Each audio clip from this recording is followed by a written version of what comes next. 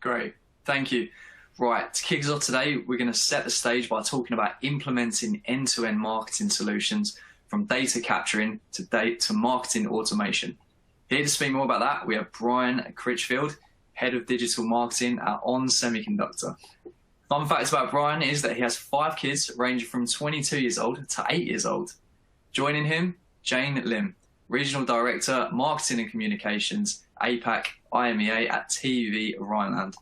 Jane's fun fact is that she drives a 5-ton forklift and has 10 dogs. Please help me in welcoming our esteemed speakers, Brian and Jane, to the stage. Thank you. Hi, everyone. I'm Jane. Thank you so much, Luke, and also Ling Duan for inviting me to attend this conference. I'm really, really happy here together with my co-chair, Brian. And I'm Jane, and as what Luke has said, I'm currently the Regional Director of Marketing and Communications for TÜV Rheinland. I'm responsible for 28 countries in APAC and EMEA. Really looking forward to speaking with all of you. Over to you, Brian. Yeah, a little bit about me. Brian Critchfield. I'm with On Semiconductor. I head up all of our digital marketing there at On Semiconductor. A little bit of background. I've been in marketing for 25 years, and digital for most of that. Pre-Google days, I was playing around with keywords on Alta Vista to end up at the top, and have been kind of just playing around with it since then. So I've seen quite a bit. I also teach marketing and strategy at several universities here in town, and just excited to be here with Jane, and we've already had some great conversations, and hopefully we can share a little something you might get some value out of it. Perfect. So Brian, I think today we had some really interesting content to share with all our listeners, isn't it? I think we had like 3 topics, a poll, and some key takeaways. Exactly. So let's get started. So yeah, let's get started. So Brian, I think the first thing that we're going to talk about is really for the both of us to share for us, why did we start digital transformation and what does it mean to us? So why not I pass it over to you? Maybe you can share with the audience, what is digital transformation to you and why did you guys start? Great question. So I've worked in a lot of different industries before, both B2C and B2B. One of my favorite quotes is, B2B marketing is usually about 5 years behind B2C marketing, and semiconductor marketing is about 5 years behind that. So, a lot of it was around trying to get our company and our industry kind of caught up to where marketing is today. And there's a lot of challenges in marketing, but ultimately it comes down to making sure that we have that technology backbone that allows us to create the customer journey that our customers need. So when I first came to On Semiconductor, we had a marketing automation system, Marketo, that we were using. We had our website, but that was kind of the extent of where our marketing technology came into play. So we spent, over the last 2 years, we've really spent kind of laying our marketing technology foundation, transforming our digital, and today we're in a really good spot. We can deliver personalized experiences. We can collect leads and send it through our whole lead system, so we're in a much better spot today. What about you, Jane? Why did you guys go through that transformation? Well, I think together with you, we are both in what we call B2B business, right? I mean, our products, our services, they are not exactly sexy. Not everybody knows, because what we do is really at the end, in the background. So my company, TÜV Rheinland, we are a German testing and certification company. We've been around for 150 years. We are available in over 80 countries, and we have over 2,500 products and services to sell. So why did we choose digital transformation? Because we have to. There's no choice for us. Before we started, our goal was really clear. We needed demand generation, high quality leads for our salespeople to follow up. And I think, Brian, together with you, there's always that gap, I think, with sales. Our kind of leads, they may not like it, and they complain that we don't have enough leads, et cetera, et cetera. So we really needed an end-to-end tool where we can perform, the right marketing mix for the most effective demand generation activities. Plus, my team is really lean, even though, I take care of 30 markets, but we only have 20 odd people on a really, really small budget. So that's the reason why. Yeah, no, I know exactly where you're coming from. And you mentioned something I think that was key for us is we had no way on the marketing side of things to demonstrate ROI. So the marketing and sales weren't even connected to the point where I could go, these activities over here on marketing are actually driving these results in sales. So that was a huge gap for us that we needed to solve. And now we've made huge strides in being able to kind of trace that all the way through. And that's critical today, right? You have to be able to demonstrate we're spending money here, and here's the ROI that it's driving. Exactly. So I think perhaps, I'm not sure about you, but I'm trained as a classical marketeer, as a traditional marketeer. So at the start of my career, it's all about conferences, trade fairs, exhibitions, advertising. And these are all very heavy spenders, and you can't really track where the context comes from. And with automated marketing and digital marketing, you can really track every dollar that you spend, that you invest, and see how much ROI you get.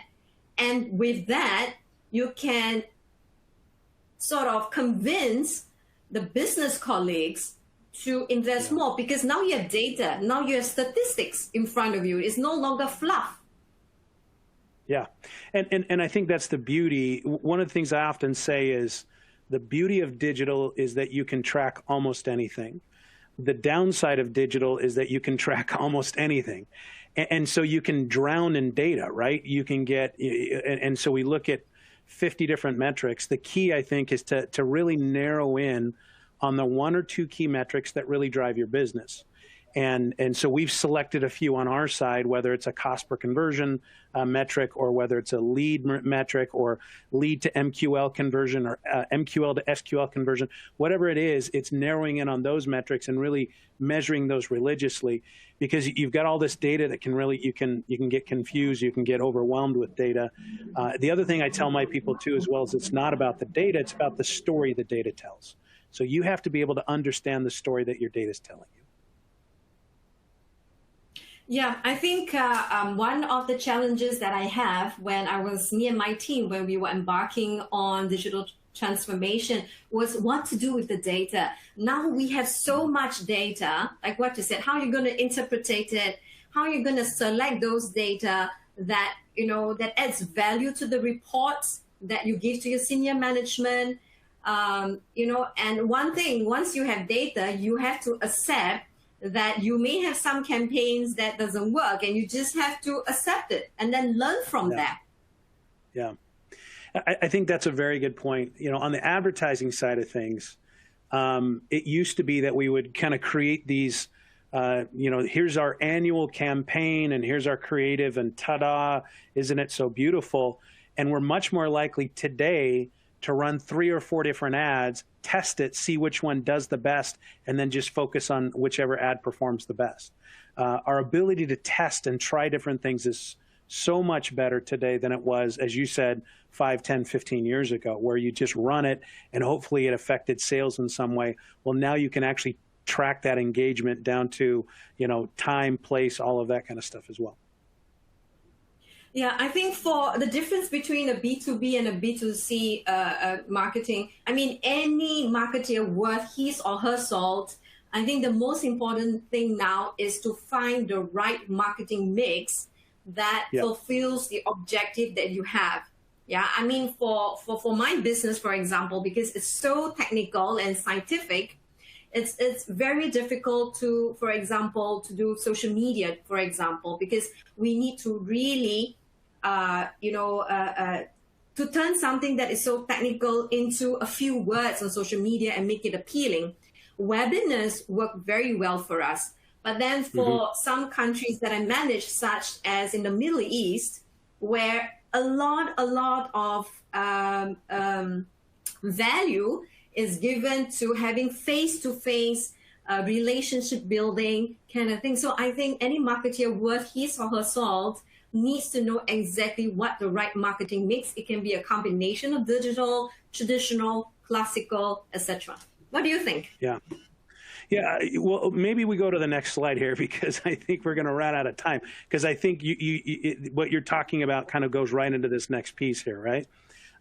So from that standpoint, I guess maybe I'll back up a little bit.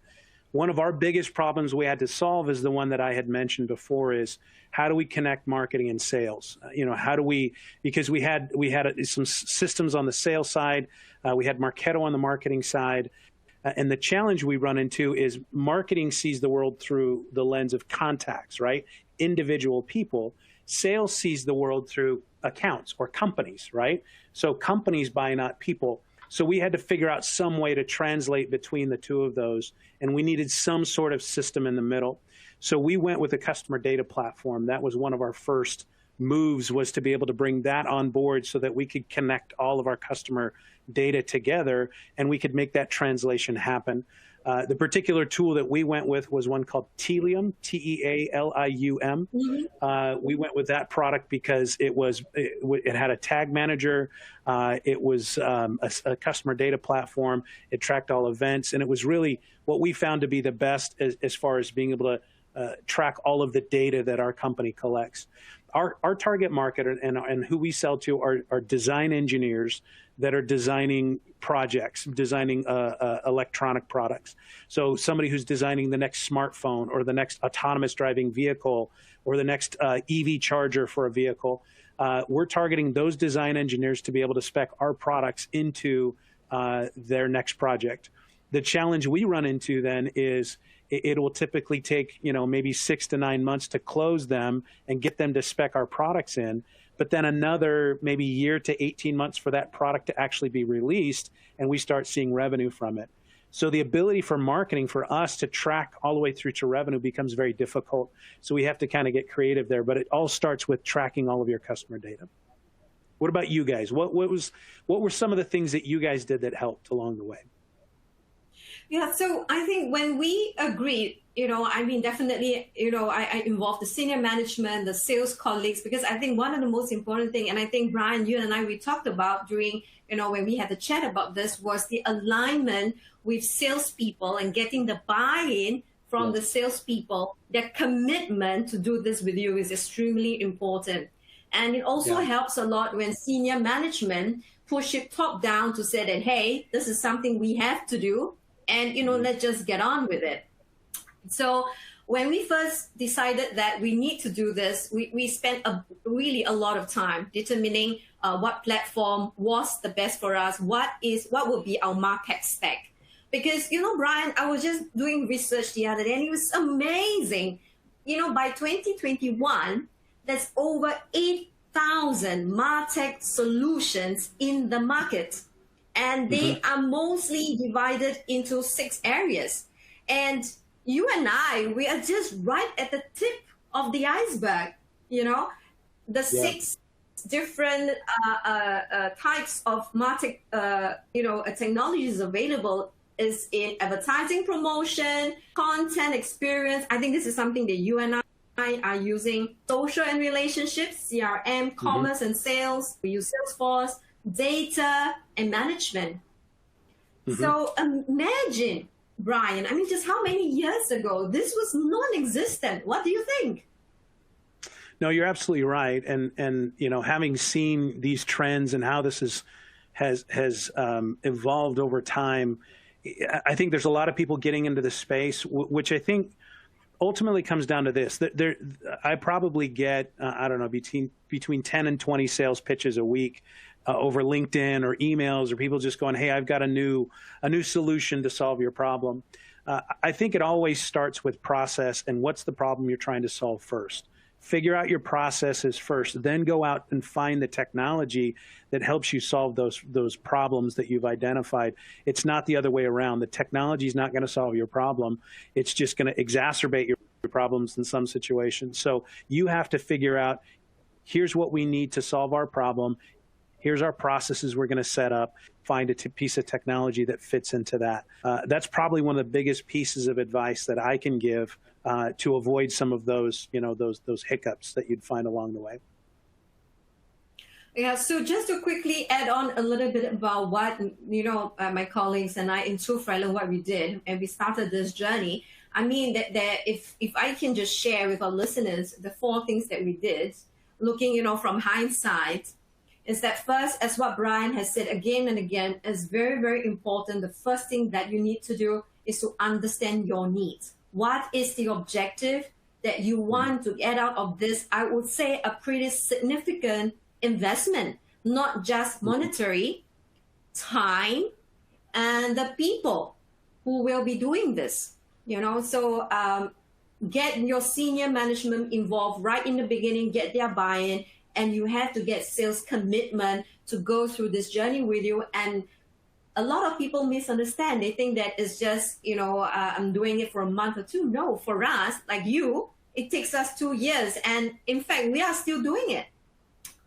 And I think the second thing that we did was really, because I think every marketer has a different expectation or understanding of what a MarTech stack is. So it's very important that at least everyone who is on this project have a aligned understanding what a MarTech stack is. And also after that, determine the building blocks of the MarTech. Have a rollout plan. Don't be too ambitious and roll it out across every department or every country. For me and my company, we roll out in phases, 4 phases, 5 phases. In each phase, we did at least 10 countries. And then last but not least, have a budget plan and know that, know exactly what you want to buy and use, and know that it's not just a 1 or 2 year commitment. It's going to take a few years to actually see the results. Yeah. No, I think those are great points. And I love how you kind of listed them out there, 4 specific points. The one thing I would say from our standpoint, we based our MarTech stack on a very simple idea of how do we collect our data, how do we consolidate it and bring it together, and then how do we act on it? So collect, consolidate, act. That's kind of been our process throughout this whole thing, and we just had to find tools to help us do that. So on the action side of things, you could be sending an email, you could be doing personalization once they come to your site, you could be doing a myriad of other things. But I think another point that you've mentioned a couple of times now, I think is critical. You have to have key stakeholder buy-in, and in this case, that's senior management and that's your sales team. Now, sales team, there's going to be a lot of them that fight you, and that's okay. You find your 2, 3, 5, 10 champions within the sales team. If they start to see success with the programs you're implementing, the other salespeople come around. It's amazing. They go, hey, I see Bob over here is doing great with this program. How do I get in on this? And you'll start to see people adapt the program a lot better. So find your champions, work with those champions, help make them successful, and then people will come and work with you. Brian, shall we move on to the third question? And then we have a poll. Let's do it. Right. So this is something that's really interesting. And to be honest, me and my company, we are not there yet. We are exploring. So it's great that, you can share your experience with us. So now we're going to talk about what is account-based marketing and how does it play with the entire digital transformation strategy? And is it right for your company based on what you've done so far, Brian? Yeah, so we're fairly new in account-based marketing, but I can talk to you about some of the things that we've done so far, and again, why we did it, and maybe some things to kind of keep in mind. So first of all, we implemented an inside sales team about a year ago, and that inside sales team was implemented just to be able to qualify leads as they come in the door. About 60% of our business goes through our distributors. About 40% of our business, we go direct to our customers. And so we have a field sales team that services those direct customers. And so what we found is as these leads come in off our website, we're tracking their activity and we're scoring their activity. And then when we score high enough, they get pushed to our inside sales team to qualify. About 86% of those leads that we were pushing to our inside sales team were those distribution level leads, or kind of the smaller leads that we had, or smaller companies that we worked with. and only 14% were our top accounts, though that our field sales team would service. So we said we needed something to really target those top accounts and go after those top accounts. So that's why, that was one of the driving factors behind why we implemented account-based marketing. So what we did is we actually launched with, as you said, kind of do it in phases. We picked 75 of our top accounts. We built custom microsites for each of those 75 accounts. We found a platform called Follows that could help us build those very quickly and customize those very quickly. When we launched those, we then had to drive traffic to those microsites, and we did that through a combination of three things. Number one was a series of 5 emails, a nurture campaign that went out. We bought a platform that allowed us to target ads to specific accounts and even departments within those accounts. And then we set up personalization on our website. So we would de-anonymize people as they came to our site. If we sensed that they were coming from a particular company, we would pop up a message that says, hey, go visit your dedicated microsite. And so we launched this program roughly 3 months ago. So far, we've seen about 96% engagement from all of our accounts. So 96% of the accounts that we put on there are actually engaging with these microsites. So we've been very successful that way, but at the same time, we're still kind of tweaking different things, being able to understand and track all the way through that process. One of the things that we did is we initially were scoring them just like we were scoring every other lead on our site. We've decided, no, anytime we engage with our top accounts, that's an MQL. We're going to send it to our inside sales team to follow up on. So there's a few hiccups along the way, but so far it's working for us to help get. There's 3 main goals that we established in the very beginning. Number one, we're very unique in the fact that we're not using account-based marketing to go after new accounts. It's largely to grow within our existing accounts. So our 3 goals are: we want to uncover new opportunities, we want to support existing opportunities that our field sales team may be working on, and then we want to grow our deal size. Those were the 3 main goals we had going into this, and so far we've been making some good progress towards that. All right, Brian, so thank you so much for sharing. I think, our audiences, they've been listening, going on and on for 25 minutes. Shall we just maybe have a quick poll and see what they think? Should I activate that now? Sounds good. All right, so our audiences... You go ahead. You go ahead. No, you go ahead. You go ahead, please. I was going to say, what is or was the most difficult when digitizing your marketing efforts? Determining what or how to do, managing expectations from different stakeholders, or defining what to do with the data at the end. So go ahead and select one of those and let us know what you think. Yeah, exactly. Because I'm really curious to know, what our audiences feel about this. I really want to know if they have the same challenges as us, and then I'll feel much better. It's funny because all 3 of these are things that we've struggled with along the way, right? Exactly. So I think I see Lingduan. Lingduan, are we supposed to just move to the next slide and we can see the results, or we have to wait a couple of minutes? Yeah, we can. We've got a few live questions come through as well. Maybe we can take one question. Let's do that. In the meantime. So one question from Mayank is about what is the future of MarTech as we move towards a hyper-personal messaging future, and how AI will shape it? Okay. Jane, do you want to take that, or do you want me to talk about that? Why don't you start first, and then I'll add on to what you have to say. Okay. So I believe that, AI is one of those buzzword terms that gets thrown around a lot. I think it will be critical in the future, whether it's machine learning or AI. I think those get kind of used intermittently, but I think definitely as we move into this, as you said, hyper-personalized messaging future, it's about how do we automate, now that we're collecting all of this data, how do we automate acting on that data? And I think, in my opinion, that's where the magic kind of comes into play, as we start to take this data we have and we start to identify, okay, what's the propensity of them to buy from us if, for instance, they download this white paper, or they visit these pages on our site, or what activities are there that are most likely to drive somebody to buy from us, and then we start to rank and categorize our leads that way or our customers that way. In addition to that, as they come to our site, being able to go, here's what you've searched for in the past. You might also be interested in these products, or you might be interested in these applications. It will be critical to leverage machine learning and AI to be able to do that. So I think those are going to be key technologies in the future. But Jane, I'd be curious to hear your thoughts. Yeah, so for me, actually, I feel a little bit differently about you. I mean, I completely agree with the fact that, we'll be using, data to make, our campaigns a lot more effective and targeted and customer-centric. But I think for me, AI and data analytics, for me, they are two different things.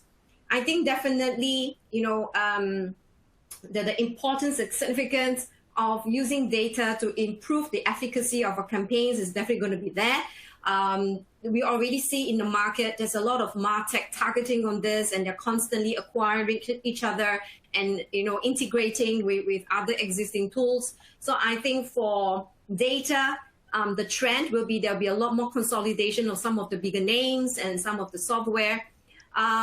AI, for me, is different from data. For me, AI will be an additional channel for us marketeers to reach out to our possible contacts and customers.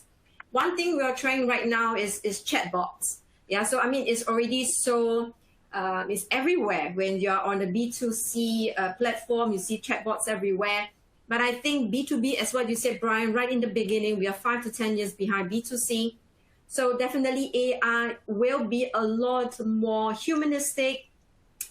There'll be a lot more intuitive. It will be a 24/7 contact point for our customers and potential business. So I'm really, really looking forward to the next 5 years, 10 years, because Brian, you know what? You and I, we should make a date. We should come together again 5 years down the road, and then we can again review the MarTech landscape. I think that would be really interesting. I'll send you an invite right after this. Sounds good. All right, I think we need to go to the poll next and see what the results are. Oh, it's really interesting. Did you see that, Brian? Yes, managing expectations from different shareholders seems to be the biggest one, and then determining what or how to do is next. But stakeholders is the biggest one.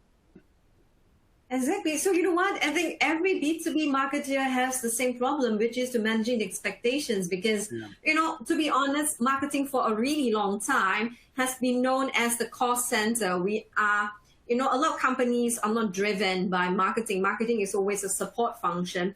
So getting that alignment and getting the buy-in and the commitment from the key stakeholders to do this, which is a significant, like I said, investment, it's going to take a little bit, it's going to take a lot of, I would say, smart marketers to do that. What do you think? Yeah, I would give 2 recommendations. Number 1, you have to translate it for them because MarTech can get very complicated. So you have to really boil it down to the basics. And then number 2 is you have to really focus on what's in it for them. So your senior management, your senior leadership, show them how you're going to generate ROI and how they can better track what's going on. For your sales team, show them how you're going to help them close more deals. Whatever it is, you have to show them what's in it for them. So I think that's the key. Translate it to simple terms and show them what's in it for them. You are absolutely right, Brian. So what I did was to look at competitors and some of the key B2B businesses and realize that they're doing it, and then basically get them to share, some of the advantages that they have, and then, use that as a way to sell that to my key stakeholders. Yeah, no, I think you're right on. I think we have some key takeaways, don't we? I think. Yep, there we are. So I'll take the first 2. Those 2 are mine. So one of the things I often say is marketing and data are becoming synonymous. Jane talked a lot about how things were, 15, 20 years ago, and I'm the same as you, Jane. I'm a classically trained marketer that just happens to be a tech geek, and I've really enjoyed this digital path. But I'm classically trained, and I teach that in school too as well. But it's amazing to me that I've seen over the last 25 years that I've been in marketing is it's really data has become the driver behind marketing and our marketing decisions that we make. We're no longer guessing about, who to target and where to go after. We can test, and get exactly who we want and understand how they're engaging with us. So it's critical to understand that. And then the other one I mentioned before is make sure you define your process first before you buy the technology. Then you just adapt the technology to you rather than the other way around. Well, for me, the two key takeaways that I'd like to share with everyone is know that digital transformation is a continuous process. And it's going to be, it's not an easy ride, I can tell you, because not only you have to train your own people to what it is, you also have to give education to the wider audiences in your company. So do not give up, because at the end, the results that I've seen from this process is worth so much more. I mean, it's like a woman giving birth, right? I mean, in the first birth, it was so painful. They swear they won't do it again. And then a couple of years down the road, they forgot the pain and they had the second kid. Yeah? I don't know anything about the that. Second key So the second key takeaway is really choose your battles. I think all of us as marketeers, we are empathetic enough and we know that we can't win every battle. Choose your battles, but know that there are some battles that you can't lose. And one of them is getting the commitment and alignment with sales. And that is the top priority I can share with everyone. Yep, agreed. I think, Lincoln, I think that's it. That was a brilliant insight. Great session. Thank you, Brian, Jane. Yes, I'm afraid that's all the time we have for today. Feel free to connect with the speakers on LinkedIn. Audience will be able to see that. We've got a couple more questions. I'll make sure that speakers have the option to get back to you as well. So please join the next session by click on the button. There will be a pop-up window appear when we disappear. Thank you for today. Take care.